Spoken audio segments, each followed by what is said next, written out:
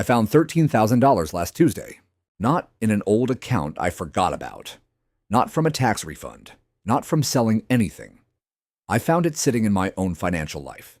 Invisible, doing nothing, in a place I had walked past every single day for 3 years without seeing it. The discovery took about 40 minutes.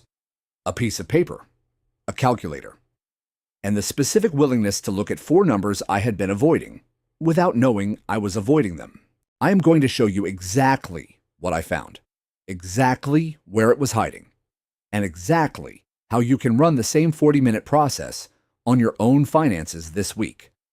Because based on every conversation I have had about this and every piece of research I have read on the subject, the number you find is almost certainly not 0. My name is David, and this is the story of $13,000 I technically had, but was not using, could not feel, and would never have found if I had not sat down on a completely ordinary Tuesday and decided to look at something I had been passively ignoring for years. Let me tell you what the $13,000 was not first, because the categories it did not fall into are as important as the category it did. It was not money I had saved and forgotten about. It was not an inheritance or a windfall or anything that came from outside my regular financial life. It was not the result of a lucky investment or a side hustle or any of the things personal finance content usually tells you to pursue when you want more money. It was money I was losing, slowly, invisibly, across 4 separate mechanisms that individually felt either too small to matter or too normal to question. And when I finally added them up across a 3-year period, the total was $13,247. Not $13,247 I had spent on things I enjoyed.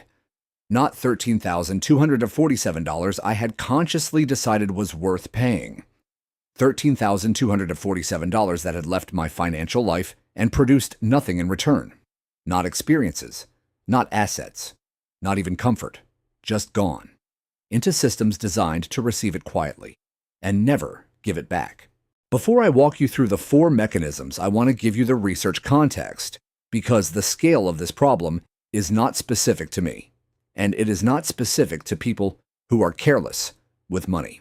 A 2023 study by the Financial Health Network surveyed 5,000 American adults across all income levels and found that the average household loses approximately $3,800 per year to what researchers called financial friction costs. These are costs that are not the result of conscious spending decisions, but rather the result of default settings, inertia, legacy accounts, and systems that extract money from people who never actively agreed to keep paying. The study found that financial friction costs are almost perfectly invisible to the people paying them, not because those people are inattentive, but because friction costs are specifically designed to avoid triggering the mental alarm that a conscious spending decision would trigger. Small amounts, automatic timing, familiar merchant names, background noise that the brain learns to filter out as unimportant, $3,800 per year. Over 10 years at 7% invested, that is $52,000. From costs most people have never identified, never questioned, and never connected to a specific decision they made. My $13,247 over 3 years was slightly above average. I am not telling you this to impress you.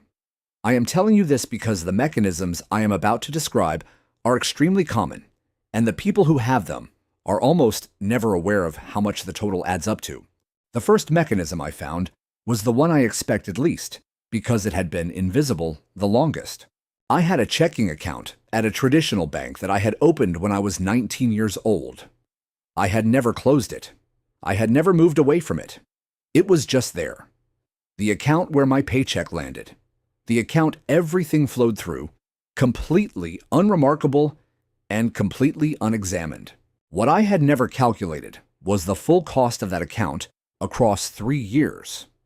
Not just the monthly maintenance fee of $12, which I had accepted as a normal cost of banking, the way you accept that electricity costs money, but the complete picture of what that bank was costing me relative to alternatives that were freely available. The monthly fee, $12 a month. Over 3 years, $432. That felt small. That was not the number that mattered. The interest I was not earning. My average checking account balance over 3 years was approximately $2,200. At my bank's savings rate of 0.01%, that balance was earning essentially nothing. A high-yield checking account at an online institution was paying 2.1% on checking balances during that same period. On $2,200 average balance over 3 years, the difference was approximately $138. Still small. The savings account was where it got uncomfortable. I had a savings account at the same bank with an average balance of $8,400 over the 3-year period. My bank paid 0.01%. The HISA I eventually opened paid an average of 4.1% across that period, which accounted for rate changes. The interest difference on $8,400 over 3 years was $1,029. Combined banking friction cost over 3 years, $1,599. Not from making bad investments, not from reckless spending, from having money in the wrong institutions because I had opened the accounts at 19 and never looked at whether there was a better option. I switched both accounts in one afternoon. It took 22 minutes. I have not paid a monthly banking fee since. The second mechanism was the one I found most psychologically interesting, because I had known it existed and still never fixed it. Insurance. I had 4 insurance policies: renter's insurance, car insurance, a supplemental health policy I had added during a period of medical anxiety, and a life insurance policy a financial advisor had sold me when I was 26 with language that made it sound like the responsible, adult thing to do. I had not reviewed any of these policies in 3 years. I had not compared rates. I had not checked whether my coverage levels still matched my actual situation. I had just been paying the same premiums on autopilot, the way you pay for things that feel like necessities rather than choices. When I actually looked at all 4 policies the same week I ran this analysis, here is what I found. My car insurance premium was $187 a month. I got 3 competing quotes in about 40 minutes using an online comparison tool. The best competing quote for identical coverage was $134 a month. I had been overpaying by $53 a month for at least 3 years because I had never compared rates after the initial sign-up. Over 3 years, $1,908. My renter's insurance was $31 a month. A comparable policy from a competitor was $18 a month. Difference, $13 a month. Over 3 years, $468. The supplemental health policy was $44 a month and covered a scenario that my primary health insurance already covered with lower deductibles. I was paying for duplicate coverage. I canceled it. Monthly saving, $44. Over 3 years since I had signed up, $1,584. The life insurance policy was the most complicated finding. At 26, a financial advisor had sold me a whole life policy with a monthly premium of $89. The policy had a cash value component that was supposed to be a savings vehicle.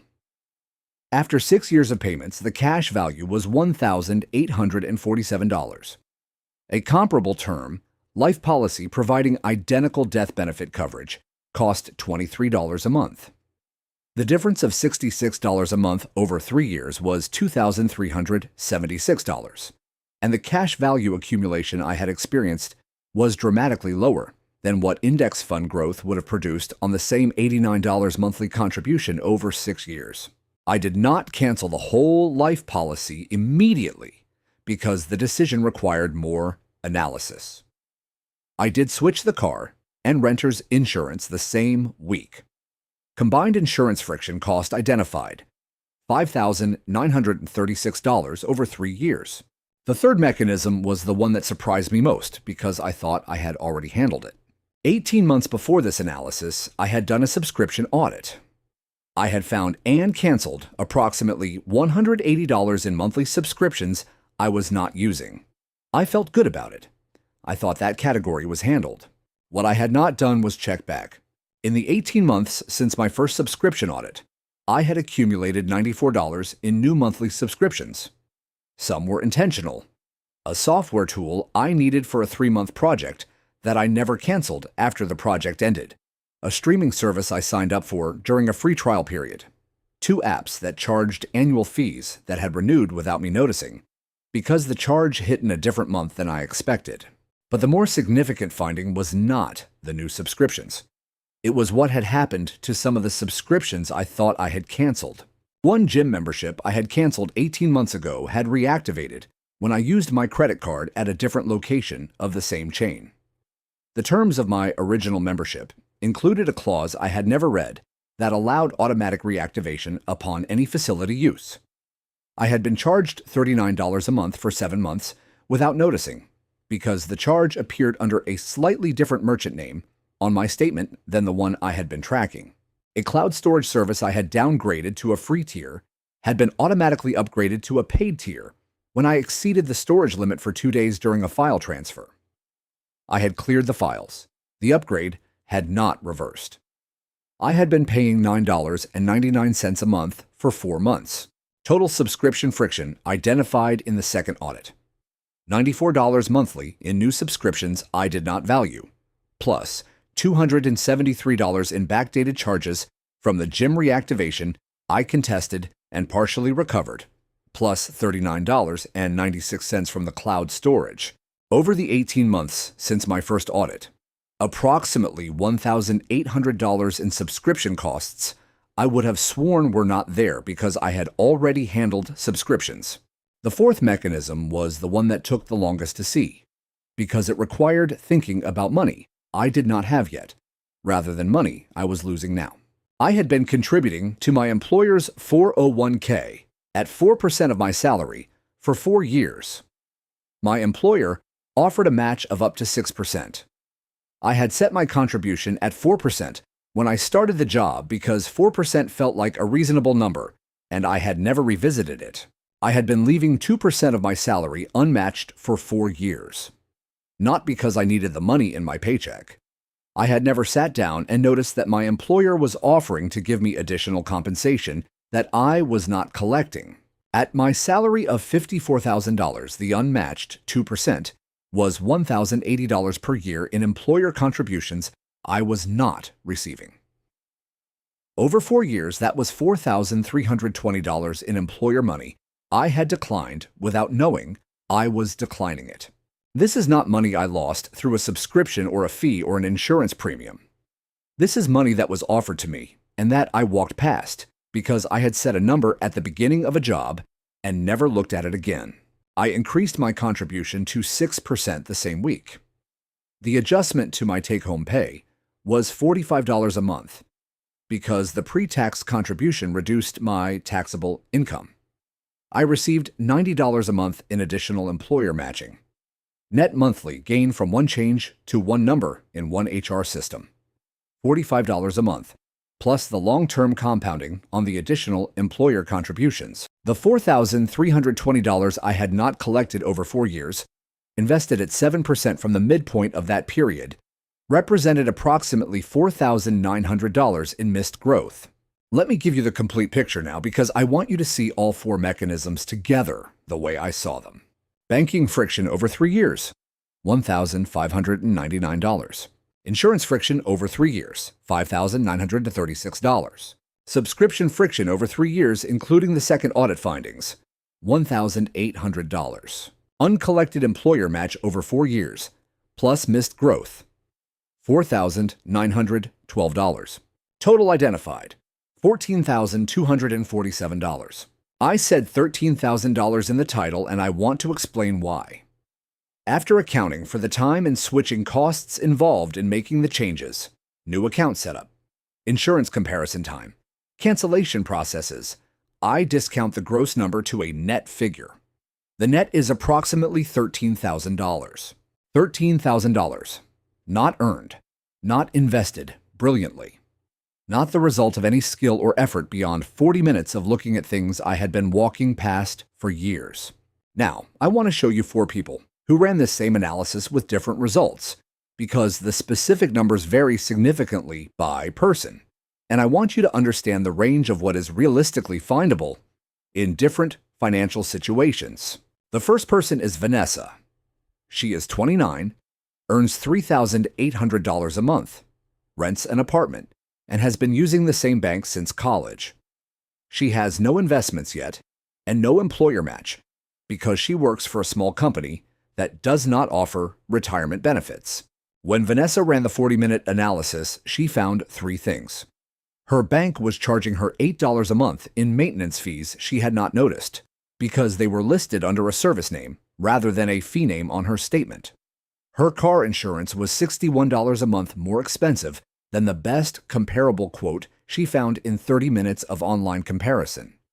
And she had a gym membership from a city she had moved away from 14 months ago that was still charging her $29 a month because she had never canceled it, and the gym had made no attempt to notify her that she had not checked in for over a year.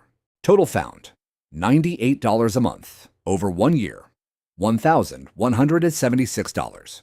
Over 5 years at 7% of invested, $6,800 from 40 minutes and a willingness to look. The second person is Garrett. He is 34, earns $5,200 a month, owns a home, has 2 cars, a family, and a collection of financial products accumulated across 12 years of adult life that he has never reviewed as a complete picture. Garrett's analysis took longer than 40 minutes because his financial life was more complex. He spent about 2 hours across 2 evenings. What he found was proportionally larger. His homeowner's insurance had not been compared since he purchased the policy at closing 6 years ago. 3 competing quotes came in at an average of $71 per month, less than his current premium for equivalent coverage. His 2-car insurance policies were bundled with the homeowner's, but the bundle discount he was receiving was smaller than the savings available from separating and rebidding each policy independently. Net insurance savings identified, $94 a month. His mortgage had an interest rate of 6.8% from a refinance 3 years ago. Current rates for his credit profile and remaining balance were approximately 6.1%. The monthly payment reduction from refinancing would be $187. The closing costs would be recovered in 14 months. He had not looked at refinancing because he had done it once already and assumed the current rate was competitive. He was contributing 5% to his 401k against an employer match of up to 7%, 2% unmatched. At his salary, that was $1,248 per year in employer contributions he was not collecting. Total identified by Garrett, approximately $3,800 per year in insurance and contribution optimization, plus a refinancing opportunity with a payback period under 18 months. The third person is Priya. She is 31, earns $4,600 a month, has no car, no mortgage, and considers herself financially attentive. She tracks her spending. She uses a budgeting app. She feels like she knows her financial picture well. Priya's analysis found the least of anyone I am profiling in this video, but it still found something. Her renter's insurance was $7 a month more than the best competing quote for identical coverage. Her phone plan was $22 a month more than a competing carrier offering an identical service tier. She had a professional association membership that renewed annually at $189 that she had joined for a job she no longer held. And she had a credit card with a $95 annual fee that she had originally chosen for travel rewards, but that she had stopped using for travel 18 months ago, making the annual fee unjustifiable. Total found by Priya, $44 a month in insurance and phone savings, plus $284 in annual fees she was paying without receiving the associated benefits.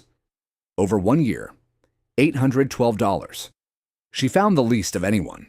She also considered herself the most financially attentive of anyone in this group. Financial attentiveness and financial friction costs are not correlated the way most people assume. The fourth person is Raymond. He is 41, earns $6,800 a month, has been in his career for 17 years, has a 401k, a brokerage account, 2 properties, and a level of financial complexity that had made comprehensive review feel too time-consuming to prioritize. Raymond's analysis found the most of anyone in this group by a significant margin. Not because he was careless, but because financial friction costs compound with financial complexity. More products means more opportunities for default settings and inertia to extract money invisibly. His life insurance portfolio included a whole life policy sold to him at 31 by an advisor who was paid on commission. The annual premium was $2,400. An equivalent term policy cost $340 per year. He had been paying the difference for 10 years. The cash value of the whole life policy was $14,000. Had that same $2,400 annual premium been invested in a basic index fund for 10 years at 7%, the value would have been approximately $33,000. The opportunity cost of the whole life policy was not just the premium difference. It was the growth differential on the same money over 10 years. His investment accounts held 3 actively managed mutual funds with average expense ratios of 1.1%. Comparable index funds covering the same asset classes had expense ratios of 0.04%. On his $87,000 in those funds, the annual fee difference was approximately $930. Over 10 years at the same return before fees, the difference in ending balance from fees alone was approximately $14,000. Raymond's employer offered a 6% match. Raymond was contributing 6%. That was not the issue. The issue was that Raymond had never increased his contribution percentage when his salary increased over 17 years. His contribution percentage had remained at 6% since his first year, while his salary had more than doubled. He was saving the correct percentage of a salary that was half what he currently earned. Increasing to 12% at his current salary would add $408 per month to his retirement contributions on a pre-tax basis, reducing his take-home pay by approximately $272 after the tax benefit, while adding substantially to his long-term wealth position. Raymond's identified optimization potential in year 1. Over $8,000 in insurance restructuring, investment fee reduction, and contribution adjustment. The 10-year impact of making all identified changes exceeded $40,000. I want to pause here and make an important distinction because I think this is where most people mentally check out from financial content, and I do not want that to happen. None of what I have described requires financial expertise. None of it requires a financial advisor, though the more complex situations, like Raymond's, benefit from professional input. None of it requires a large income or a current savings balance. None of it requires any ongoing habit or discipline. It requires one thing: 40 minutes with a specific list of questions applied to your own financial life. I am going to give you that list now. Question 1. What does your banking actually cost you, and what does it earn you? Log into your primary checking account, find the fee schedule, add up every recurring fee paid in the last 12 months. Then find your average daily balance. Calculate what that balance would have earned in a high-yield checking or savings account at current rates versus what it actually earned. The difference between those two numbers is your banking friction cost. If it is not zero, the fix is available in 20 minutes at any of the consistently top-rated online banking institutions. Question 2. When did you last compare your insurance rates? Pull up every insurance policy you currently carry: car, renters, or homeowners, life, supplemental health, pet, anything. For each one, when was the last time you received a competing quote? If the answer is more than 18 months ago, the answer is effectively never, because rates change, and your profile changes, and the policy you signed up for is rarely the most competitive option available to your current self. Use any online comparison tool for car and home insurance. The comparison takes 30 to 45 minutes, and the average savings identified by people who do it after a multi-year gap is over $600 per year. For life insurance, if you have a whole life policy, get a term life quote for the same death benefit and compare the premium difference. The math almost always favors term by a significant margin. Question 3. What is charging your credit card and your bank account automatically right now. Not what you think is charging them, what is actually charging them. Go back 90 days on every payment method you own, every bank account, every credit card, every PayPal account, every digital wallet. List every automatic charge. Then for each one, ask one question. Have I actively used this in the last 30 days? Not do I intend to. Not would I miss it in theory. Have I used it?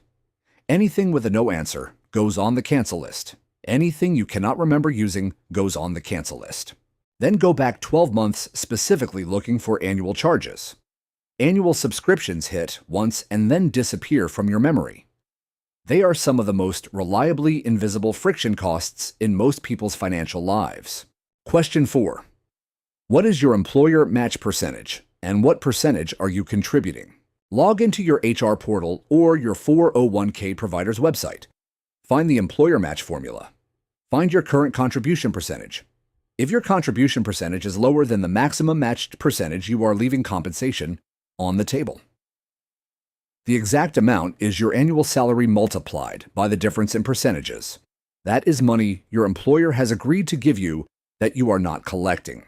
The pre-tax nature of the contribution means the reduction to your take-home pay is less than the contribution amount.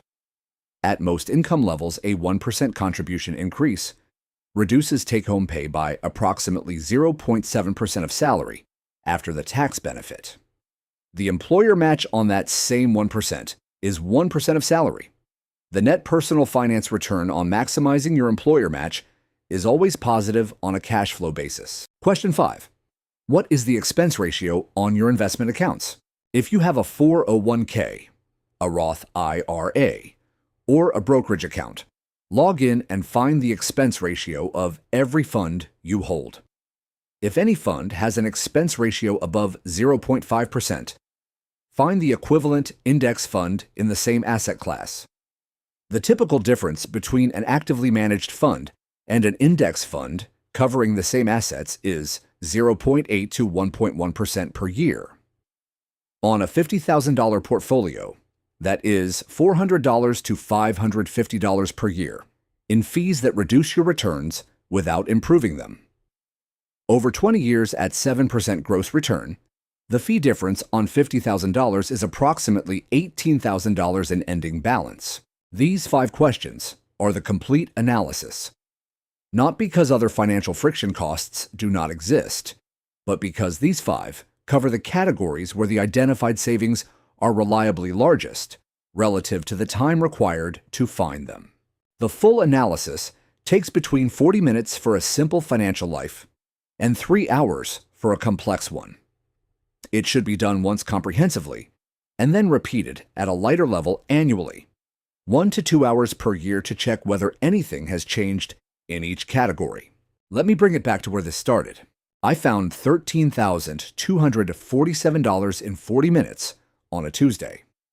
The specific mechanisms were a bank I had used since I was 19, 4 insurance policies I had never compared, subscriptions that had crept back in 18 months after an audit I thought had solved the problem permanently, and an employer match I had been leaving uncollected for 4 years by never revisiting a percentage I set on my first day at a job.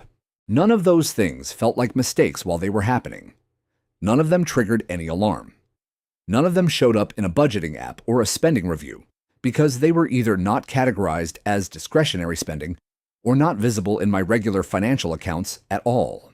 They were just quietly there, extracting money with the patience of systems that never need to be in a hurry because the people they extract from rarely look. Vanessa found $1,176 per year. Garrett found $3,800 per year, plus a refinancing opportunity. Priya found $812 per year, despite considering herself financially attentive. Raymond found over $8,000 per year, plus a 10-year optimization potential exceeding $40,000. I found $13,247 over 3 years. None of us found zero. Nobody who has run this analysis in its complete form has found zero. The question is not whether financial friction costs exist in your financial life. The question is how large they are and how long you are willing to let them run before looking. The most uncomfortable thing I learned from this process is not the dollar amount I found, It is that I considered myself financially responsible before I ran this analysis. I was not reckless. I was not ignorant about money. I had a budgeting app. I tracked my spending. I contributed to my 401k. I felt like someone who had their financial life reasonably handled, and I had been walking past $13,000 for 3 years. Financial friction costs do not target careless people. They target everyone equally because they are structural, not behavioral. They live in the default settings of accounts opened years ago, in the renewal terms of policies never re-examined, in the auto-pay systems designed to be forgotten, in the employer benefit forms filled out on a first day of work and never revisited. You do not need to be careless to have them. You just need to have never looked. My name is David. I found $13,000 I never spent, never enjoyed, never consciously decided to part with.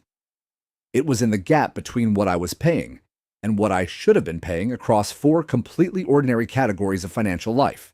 It took 40 minutes to find. It took about 3 hours across 2 weeks to fix. The fixes run automatically now. I do not think about them. Every month, the banking fees do not post, the lower insurance premiums clear, the automatic transfer moves, the employer match deposits. The system runs without me. If you want to run the same analysis on your own finances this week, start with the 5 questions I gave you: banking costs, insurance comparison, a subscription audit, employer match gap, investment expense ratios. In that order, because that is roughly the order of time required from shortest to longest. You probably will not find $13,000. You might find more. But based on every conversation I have had about this process and everything the research says about financial friction costs in the average American household, you will almost certainly not find 0. If this gave you a specific thing to do this week, hit the like button now.